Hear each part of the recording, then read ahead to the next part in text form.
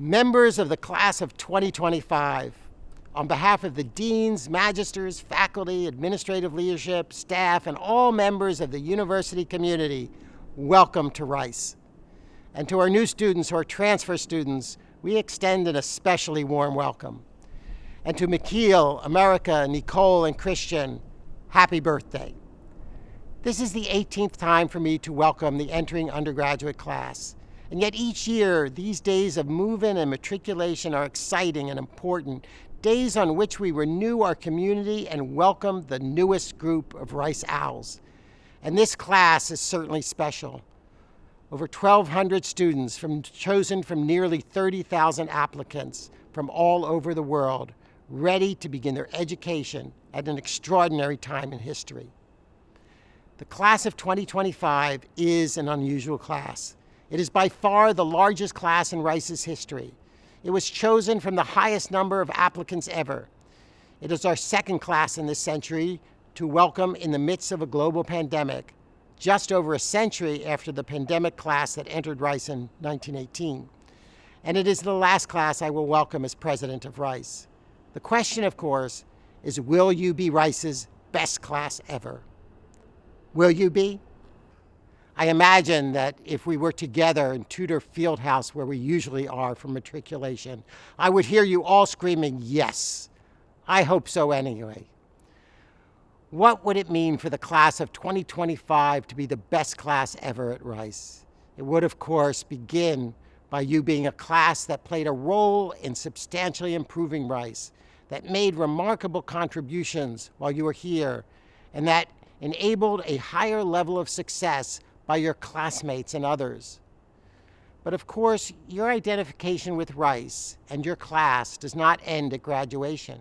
You are becoming part of a larger community, and indeed that is the significance and true meaning of matriculation. It is not the beginning of your studies, but the beginning of your membership and participation in the Rice community. You do arrive at a difficult time and under challenging circumstances. In many ways, this pandemic, like the one in Camus' famous novel, The Plague, can also be seen as an allegory or symbolic representation of our times, except for the fact that it's quite real. You enter college at a time of numerous national and global afflictions. These include not only the pandemic, but fundamental questions regarding global warming, social inequities, the functioning of democracies, the sustainability of free speech, and the legacies of racism. We cannot at Rice ignore the issues that confront our world. Indeed, collectively, we must make a contribution to addressing them. Camus' The Plague was written in the mid-20th century, largely during the time of the German occupation of France. We are now at the end of the beginning of the 21st century, and you are the generation that will define our world at the middle of this century. You are the people who will have made and will be making a contribution. What will determine that? When you return to Rice for your 25th reunion in the year 2050, what will the state of the world be? And how will we, I mean you, have addressed the problems that are now so apparent? What will it take? Just under 60 years ago, 15 years after The Plague was published, President Kennedy came to Rice Stadium to speak about going to the moon. At the time, the furthest from Earth that a spacecraft had been was about 600 miles. The moon is 240,000 miles. No object, manned or unmanned, had even been sent beyond Earth's atmosphere.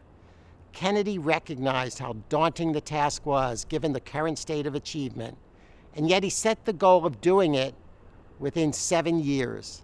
How on earth, if you will pardon the expression, would we be able to do that? Kennedy's answer was straightforward and simple. He said, "We must be bold." What does that mean? Boldness has a range of meanings and shows up in many contexts. We can talk about being bold in science, in art, in politics, and in sports. Which brings me to the Olympics. This summer, like many of you, I was captivated by the Olympics, even if I and others couldn't go to Tokyo. I've actually attended 2 Olympics, Munich in 1972 and Beijing in 2008. At the Beijing Olympics, I got to see Michael Phelps win his first gold medal swimming. Who knew then what was to follow as he became the winner of more Olympic gold medals than anyone in history?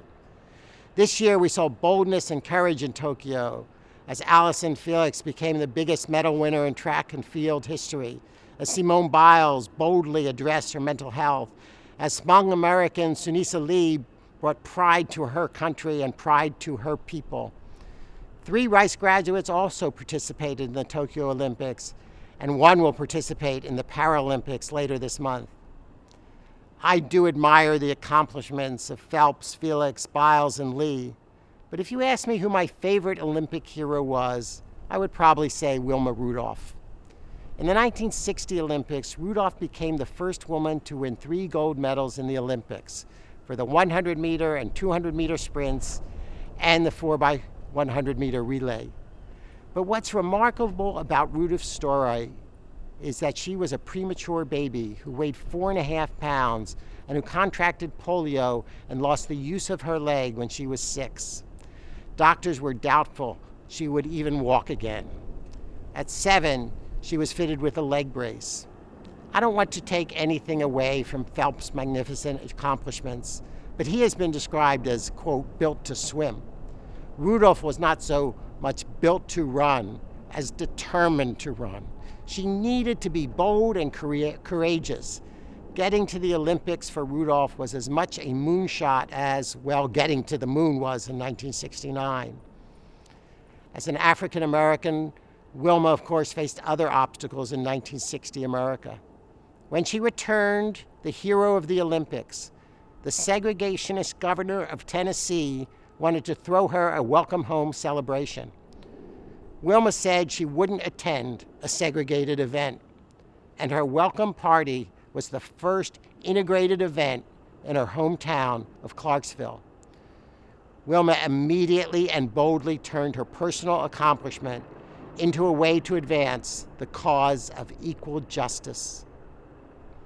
Each of you will need to be bold for yourselves and for others as you confront the challenges of defining and achieving your own goals and the broader challenges of our time.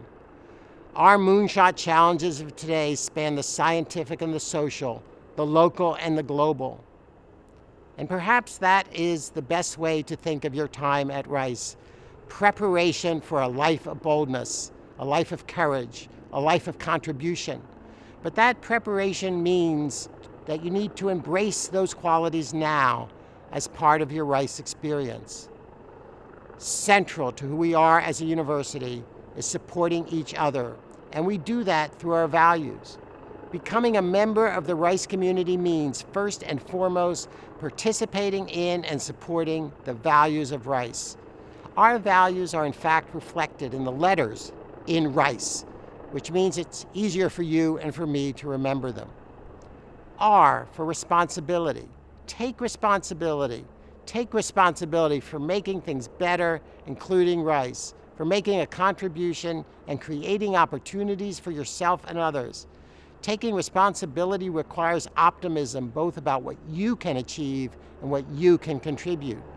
Take responsibility for making the best of circumstances. Take responsibility for your own success and happiness, and take responsibility for the mistakes that you make. Our students are consistently among the happiest in the nation, not just because of what we, the faculty and staff, do, or the facilities and programs that we provide, but because of the responsibility our students are given and exercise. Indeed, if there was any single thing that has helped us during the pandemic, it was the responsibility our students took. I, for integrity. Everything we do here, from academics to athletics, from how we treat each other to our contributions to the community around us, is done with the guiding principle of what is right, of what is honorable. Our honor code is a central element of our Rice identity and integrity. The lyrics to our alma mater song begin with, "All for Rice's honor." In many contexts, we all know instinctively what is right, but often it requires thought and reflection. C is for community. Community has many different aspects, but most important, as the way we support and treat each other with respect. Every member of our community makes an important contribution, whether they are serving you food in the colleges, driving a bus, checking a book out for you in the library, teaching you, cleaning the buildings, or discovering cures for cancer. We are known for the inclusive welcome we extend to everyone on our campus, including especially visitors to the campus. A community like ours is characterized both by what we have in common and by the differences we acknowledge, celebrate, and learn from. We are indeed a remarkably diverse community, and our success as a community depends first and foremost on the respect we have and demonstrate for each other every day. Your class, like others before it, has no single ethnic or racial majority. Your class comes quite literally from all over the world, from Tokyo, Japan, population 37 million, to Knippa, Texas, population 783. Well, now I guess that's 782. From Abilene, Texas to Zhuhai, China. From Anchorage, Alaska to Santiago, Chile. We have students who are atheists and students who identify their faith, whether Buddhism, Christianity, Hinduism, Islam, Judaism, Sikhism, or other religion, as the most important force in their lives. Students who come from families who have been in America since the Revolution, and students who are undocumented immigrants. Students from families of great wealth and students from families of crushing poverty. Several students who are the third generation of Rice students in their family and those who are the first in their family to go to college. Students who want to be doctors and students who faint, like me, at the sight of blood. Within and without your college, engage with the people who are like you and engage with the people who are different from you. You will learn from both, and the diversity in your classmates will be one of the great treasures of your experience, not just here at Rice, but for decades to come.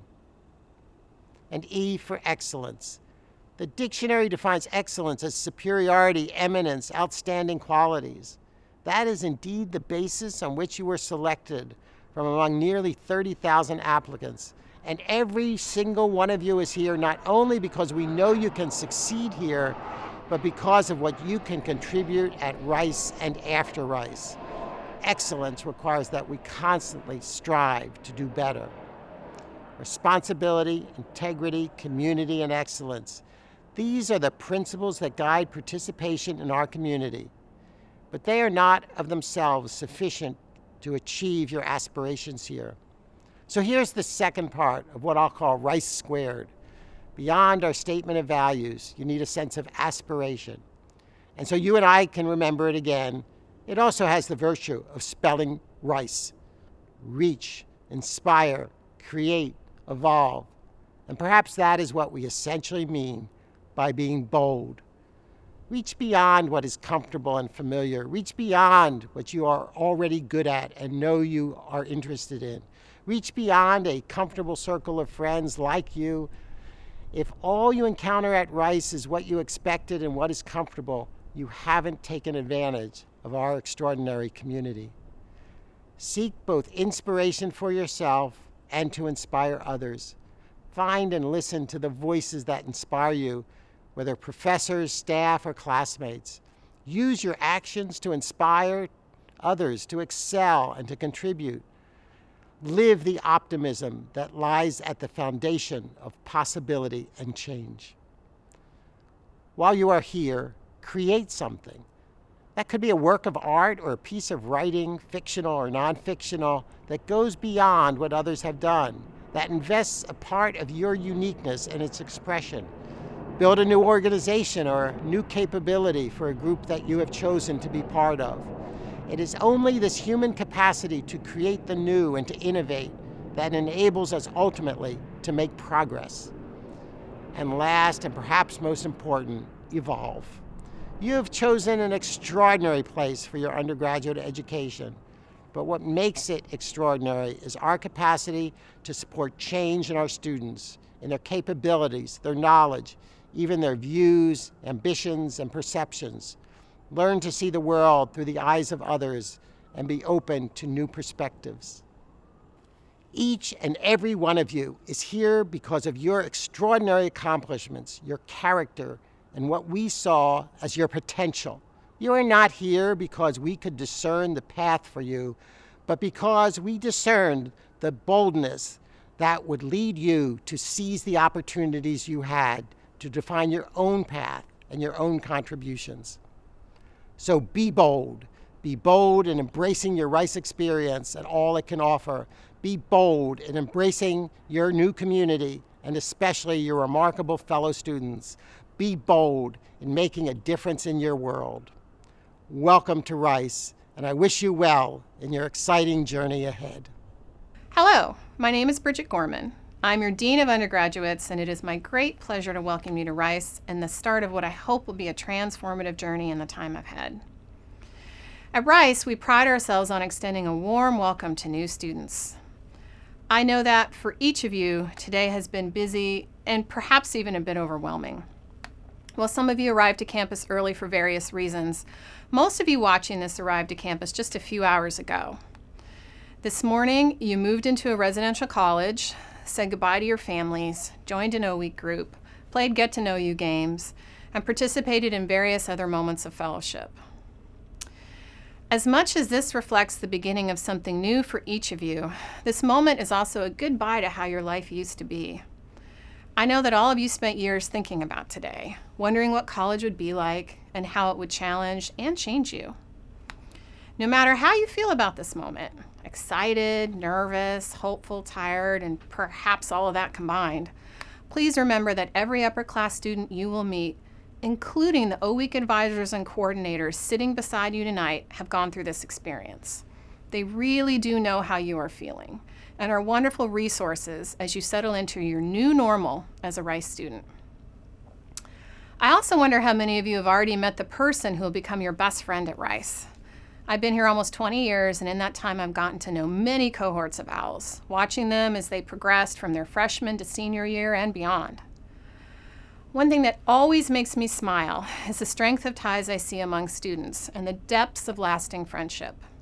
Some of you will meet your closest friends in your residential college, while others of you will find connections through activities and groups around campus. From clubs to student government, athletics to classes, all are opportunities to construct a new network of supportive ties that will help make your time at Rice more meaningful than study alone could ever provide.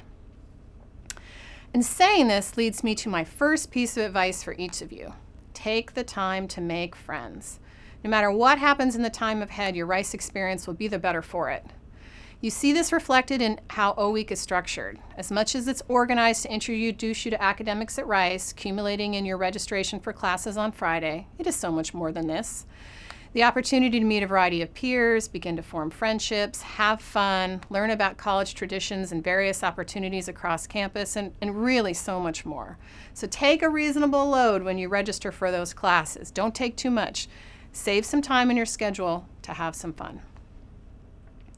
Now, O-Week, it's one of the reasons why all of us value Rice and this time with you, and we sincerely hope that you value this time with us, how it balances that blend between academic and fun. It's what we really hope your time at Rice is overall going to be like. Now, my second piece of advice, take time to explore. Explore the campus, explore Houston and Texas, and make time to study abroad. I know some of you sit here tonight incredibly certain of the path you'll walk through Rice. You've already decided on your major, your activities, and your career path after you graduate, and that's just fine. But whether you're in that group or the other group has no idea what they'll major in, what opportunities they'll engage in on campus, or what their career path after Rice will be, know that this piece of advice applies equally to both groups. You are all launching down a path filled with obligations related to career and family. You will never again have this level of flexible ability to facilitate exploration as you do now. Take advantage of it. I promise you, you will never regret it. My third and final piece of advice, follow your interests wherever that may lead. When I was young, my grandfather made a comment that always stuck with me. Life is long and you will spend it working. You'll be a happier and healthier person if you like your work. Now, this may seem like an obvious statement, but I've met enough people in my life who don't enjoy their work to know that they either never had or ultimately lost interest in what they do for a living. So sign up for classes that truly pique your interest, even if you're uncertain how they might benefit you in the long run. Don't be afraid to pick a major with a less determined career path, and believe in your creative ability to apply the knowledge gained into a working life that is fulfilling. Some of the most interesting and contributing people I've met in my life followed unconventional paths and how they wound their way through college. What unites them is that they followed their interests, and I sincerely hope that each of you will do the same. Finally, I think it's important to acknowledge that you are all joining our community at a complicated time. The pandemic continues to present challenges for our campus, and our posture regarding COVID will remain fluid in the time ahead. While this is not the ideal start, remember that you are joining a strong community, one that navigated last year well. That happened for many reasons, but critically it was because we all came together with an orientation that prioritized the collective good. Our students were leaders in these efforts, and so my expectation and belief in our ability to have another successful year is high. For each of you, I ask that you be a good citizen, read my emails when I send them, and think about others and how your actions impact the collective health of our community in all that you do. And this is an orientation that I hope you carry through and beyond Rice. More than ever before, we need socially engaged citizens who understand the critical role that we are all playing in making our communities healthy and functional for everyone. As much as you are here to learn and achieve as an individual, never forget your place in the social compact. And that's one of the best parts of the Rice experience, the way in which we all find our place in the larger Rice community and work together to make it a place that is challenging, functional, and transformative for everyone. What a wonderful adventure you have begun. I am hopeful that each of you will embrace and enjoy the journey ahead. So, welcome class of 2025 to Rice. We are so happy and proud to have you as a member of our community. Welcome to Rice, new students and class of 2025. My name is Kendall, and I serve as your Rice Undergraduate Student Association President. Throughout your orientation week and your following time at Rice, you'll learn what it means to be an undergraduate student at Rice. It's pretty different from most experiences, and I am proud and happy to say that this experience is one that cannot be squarely defined. That's why at Rice, we often coin a term called the Rice Experience. In class of 2025, you've started your journey into this unique experience.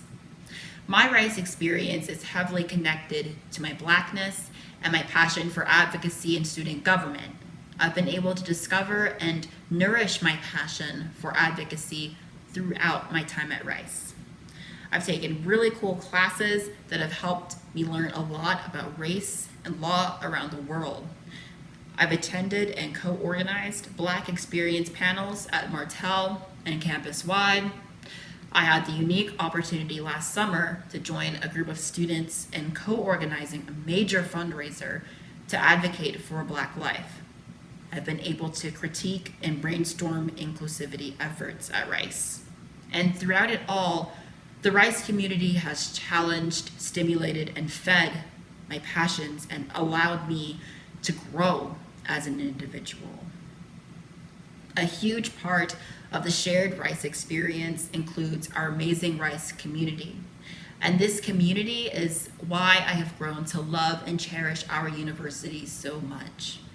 During your time at Rice, you'll develop lifelong relationships and form strong connections with the people who make up our community. When I first arrived to campus as a Black new student, I was personally most nervous about how I would fit into the Rice community and at my college, Martell. I'm forever thankful for my advisors, A-team, and other supportive members from the community who welcomed me and made me feel at home during orientation week. It was surreal to me that so many people who didn't know me had volunteered to help me. But the sense of community, support, and comradeship is very present on our campus. Our community's culture of care manifests in many ways. I've seen it emerge in academics, professors who have given me extensions on assignments, peers who have spent all night helping me understand the math behind problem sets in my astronomy class. I've seen it in the way health and safety is prioritized on campus. A-team members offering students rides to the pharmacy, Rice Health advisors who go above and beyond to help their peers' physical and mental health. I've also seen the culture of care present itself from an advocacy lens, such as the push from students, faculty, and staff to discover, study, and discuss inequities and gaps in the Rice experience as a means to make our campus more inclusive and welcoming. Most importantly, our culture of care changes and adapts alongside our community. Now, it is your turn to shape and influence our culture of care in the wake of the unique challenges presented to us this year, as variants of COVID-19 demand that we continue to place high value and attention on our health, well-being, and safety. It remains more important than ever that we as a community continue to support and uplift each other during this time as we enter fall 2021 with hope and optimism. In class of 2025, it is the unique backgrounds and talents that each of you brings which helps to fuel our optimism and excitement to embark on this school year. Truly, your class is one of a kind. And as your Student Association President, I'm so eager to watch as you participate in the many traditions, large and small, that we have at Rice. Because as we've learned from our mostly virtual last year, the Rice experience is deeper than a physical location. Class of 2025, thank you for choosing Rice. I truly am excited to meet you.